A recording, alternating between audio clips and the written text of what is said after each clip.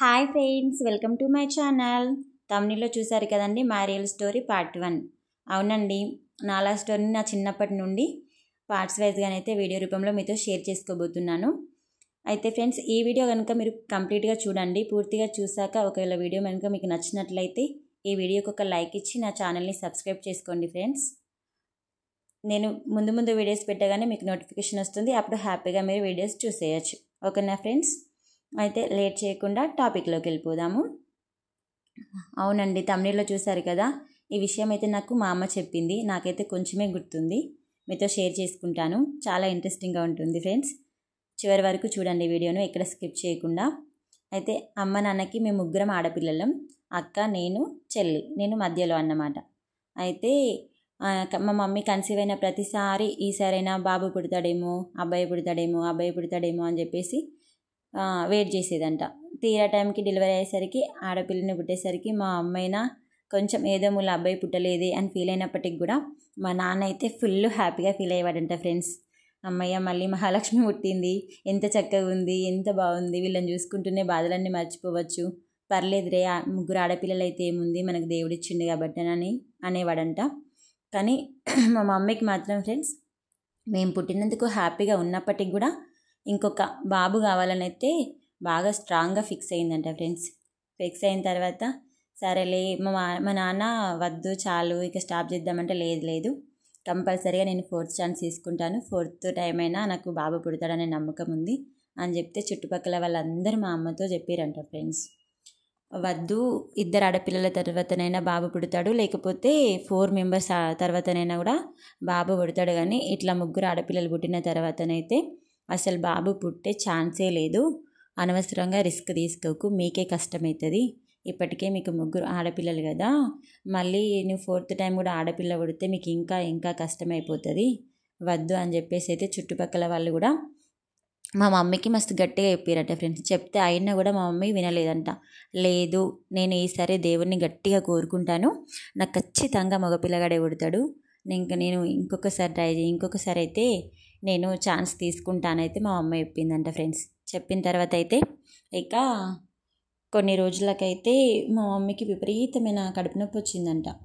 వచ్చిన తర్వాత stomach pain వచ్చిన తర్వాత ఇక హాస్పిటల్కి తీసుకెళ్ళిందంట మా నాన్న. హాస్పిటల్కి తీసుకెళ్తే హాస్పిటల్లో స్కానింగ్ అంతా చేసి డాక్టర్ అన్నారంట, గర్భసంచికి చిన్నగా గడ్డలాగా ఫామ్ అవుతుంది, చాలా జాగ్రత్తగా ఉండాలి అని అయితే డాక్టర్ చెప్పిండంట.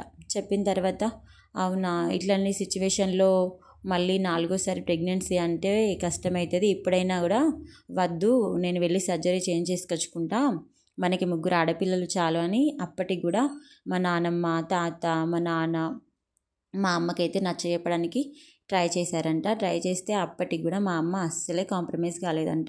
లేదు, నేను చచ్చిపోయినా పర్వాలేదు, కానీ నాకైతే బాబు కావాల్సిందే, మన ఇంటికైతే ఒక వారసుడు ఉండాలి, వీళ్ళ 3 ఆడపిల్లలకు ఒక మగపిల్లాడు తమ్ముడు అనేటివి ఉండాలి అని చెప్పేసి అయితే మా అమ్మ గట్టిగా ఫిక్స్ అయిందంట. సరే అని చెప్పేసి అయితే కొన్ని రోజులకు మా మమ్మీ కన్సీవ్ అయింది. కన్సీవ్ అయిన తర్వాత ఇక కన్సీవ్ అయింది మొదలు దేవుణ్ణి ఒకటే కోరుకున్నాడంట. ఒక్కరోజు కూడా ప్రశాంతంగా హ్యాపీగా ఉండలేదంట. రోజు ఏడ్చుకుంటూనే ఉండేదంట.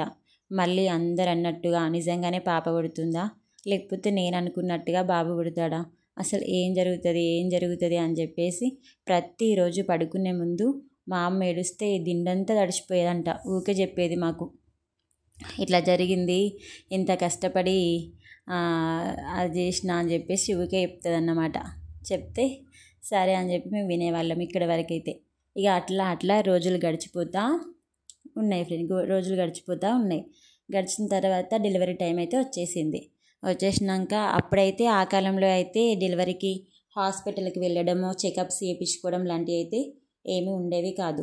నార్మల్గా కన్సీవ్ అయినాక హాస్పిటల్కి వెళ్ళే వాళ్ళేమో, కానీ డెలివరీ అయితే మా అక్క, నేను, మా చెల్లి అయితే ఇంట్లోనే పుట్టేసాం ఫ్రెండ్స్. మా లాస్ట్ కూడా 4th టైం కూడా ఇంట్లోనే అవుతుందేమో అని ట్రై చేస్తారు. ఇంట్లో ట్రై చేస్తే అస్సలు అవ్వలేదన్నమాట. అయితే గర్భసంచిలో గడ్డ ప్రాబ్లమో లేకపోతే వీక్నెస్ వల్లనో, మేము మిడిల్ క్లాస్ ఫ్యామిలీ కాబట్టి అప్పుడు ప్రెగ్నెన్సీలో బాగా ఫ్రూట్స్ తీసుకోవాలి, జ్యూసెస్ తాగాలి అని అవన్నీ ఉండేవి కాదన్నమాట. అప్పుడు ఇక ఏది నచ్చితే అది తినడమే కదా.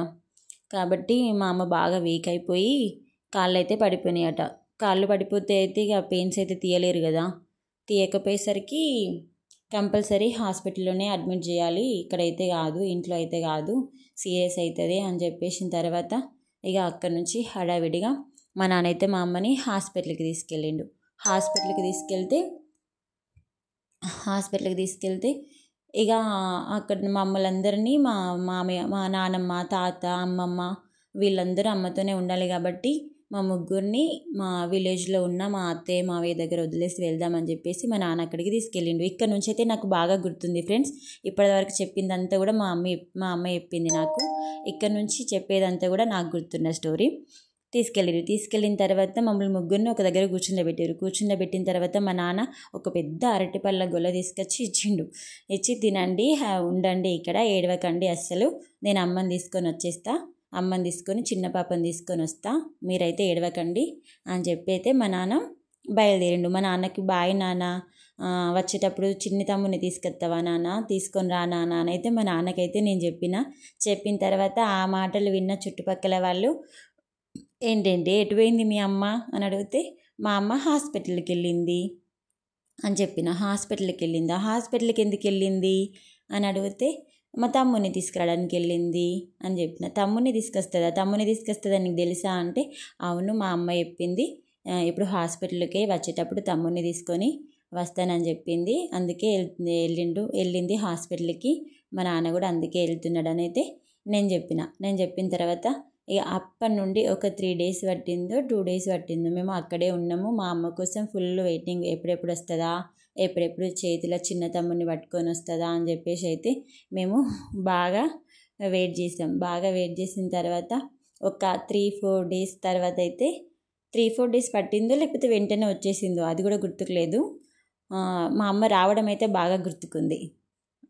మా అమ్మ చేతిలో ఒక చిన్న బేబీని తీసుకొని వచ్చిన తర్వాత ఇంట్లో కూడా ఇంకా వెళ్ళకముందే దర్వాజలనే, అమ్మ నాకివ్వు నేను ఎత్తుకున్నాకనే ఇంటికి లోపలికి వెళ్ళని చెప్పేసి నేను బాగా ఏడితే సరే మరి కూర్చో అని చెప్పేసి నన్ను కూర్చోబెట్టి నా చేతులు ఇట్లా చాపి నా చేతిలో అయితే ఆ బేబీని పెట్టిన తర్వాత ఇక నేను ఎత్తుకున్న తర్వాత అయితే మా అమ్మ లోపలికి వెళ్ళిన తర్వాత